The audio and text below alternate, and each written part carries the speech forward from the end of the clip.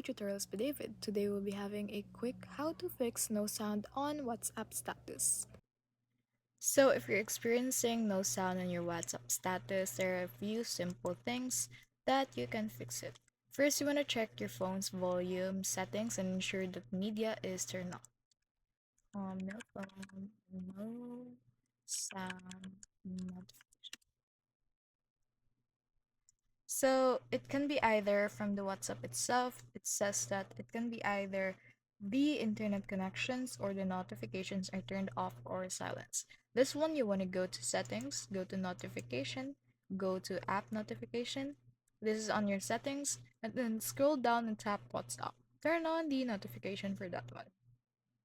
And you wanna turn on the notifications in WhatsApp itself, you wanna go to settings, the notification, and then turn on the notifications you'd like to receive.